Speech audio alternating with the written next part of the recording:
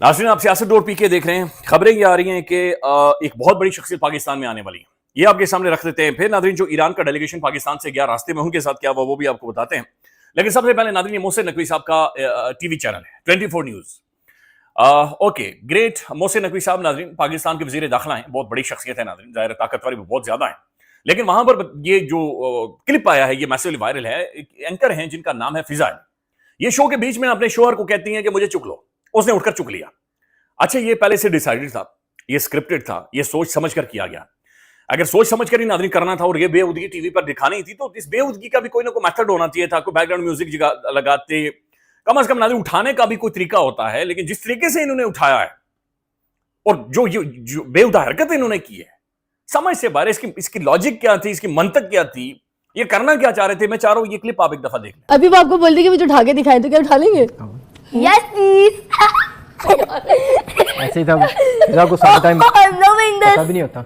ऐसे में क्या अस्सलाम वालेकुम, नहीं ऐसे सीधा रहना है आपने। अच्छा, अस्सलाम वालेकुम, अस्सलाम ऐसे वालेकुम। कर, क्या हाल है?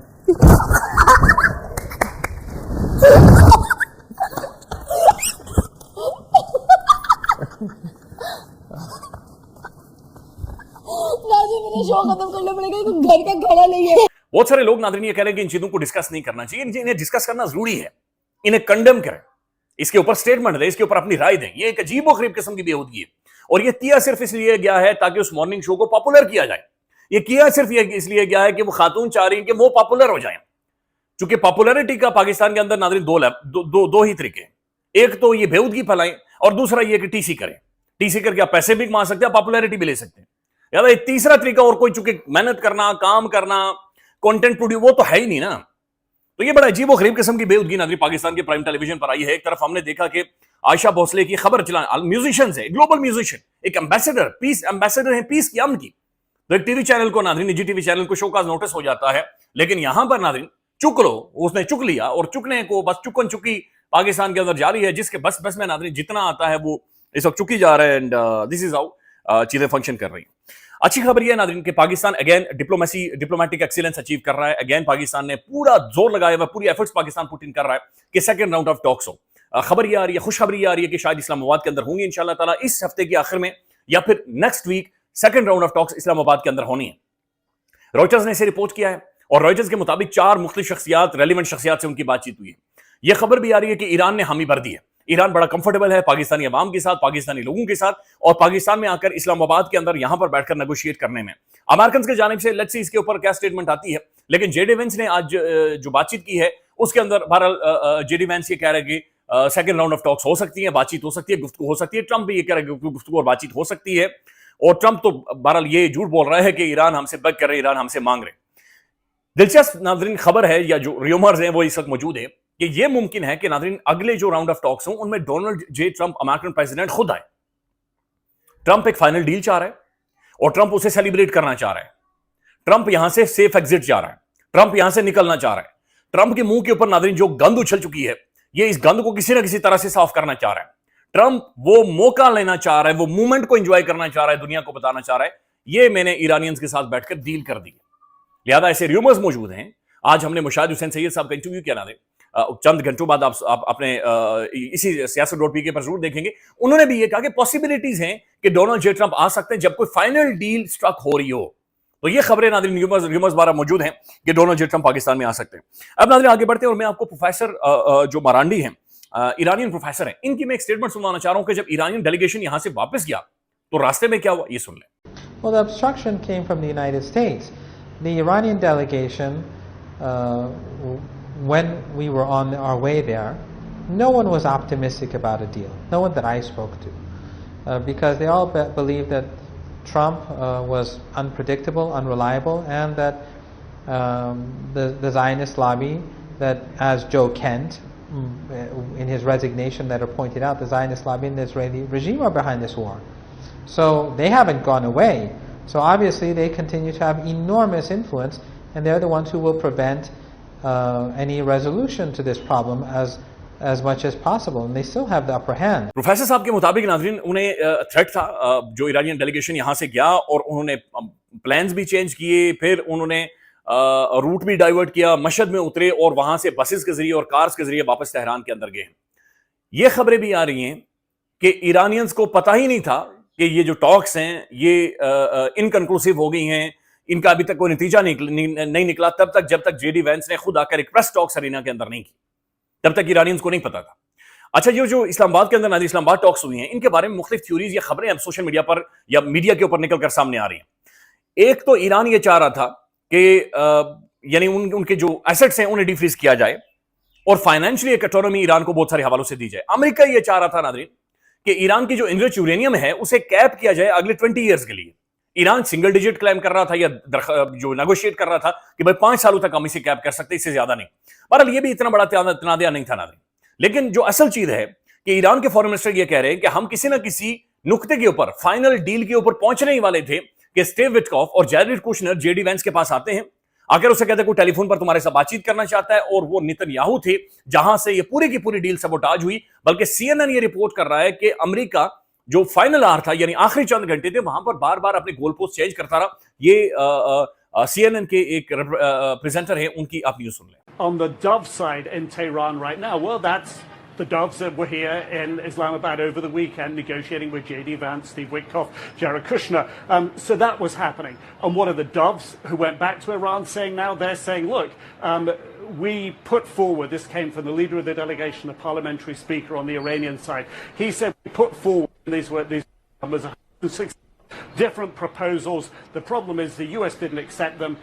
The US needs to trust us. We heard from the foreign minister from Iran who said, look, the US keeps shifting the goalposts, which is sort of a recurring narrative here, that the US kept shifting the goalposts on what was achievable, and the Iranians saying pretty much that they agreed and wanted to get this deal done. नाज़रीन, हामिद मीर साहब का यह कहना है कि Donald J Trump बुरी तरह से फंस चुका है, ट्रंप के पास कोई एग्जिट नहीं है, ट्रंप यहां से हरगिज नहीं निकल सकता, और चूंकि डोनाल्ड ट्रंप ने चीन के अंदर भी जाना है, लिहाजा ट्रंप स्टेट ऑफ हॉर्मुज़ में किसी तरह की छेड़छाड़ नहीं करेगा। ये मीर साहब को सुने।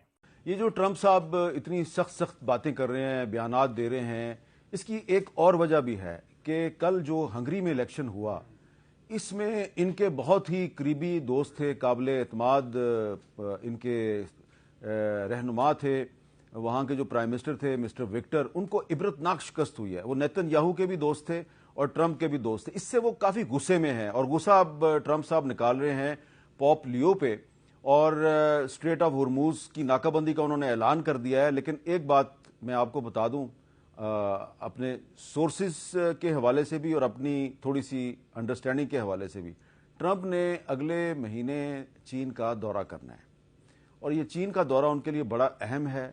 और चीन का दौरा करने से पहले पहले ट्रंप साहब जो हैं वो दोबारा स्ट्रेट ऑफ हुरमुज में कोई नया थिएटर लगाने की पोजीशन में नहीं है। ना यूरोप उनके साथ है, ना चीन उनके साथ है, ना रशिया उनके साथ है, और ना ही ऑस्ट्रेलिया उनके साथ है। कोई भी उनके साथ नहीं सिवाय इजराइल के। इसलिए इत्मीनान रखिए और मुज़ाकरात दोबारा शुरू होंगे, और दोबारा भी पाकिस्तान का इन मुज़ाकरात में अहम किरदार होगा। नाज़रीन, स्टेट ऑफ हॉर्मुज़ ब्लॉकेड है, बंद है, मुकम्मल तौर पर बंद है। ईरान ने बंद कर रखी है और अमेरिकन ने भी वहां पर बंद कर रखी है। खबरें आज ये आई कि कुछ एक चाइनीज वेसल्स वहां से गुजरी हैं।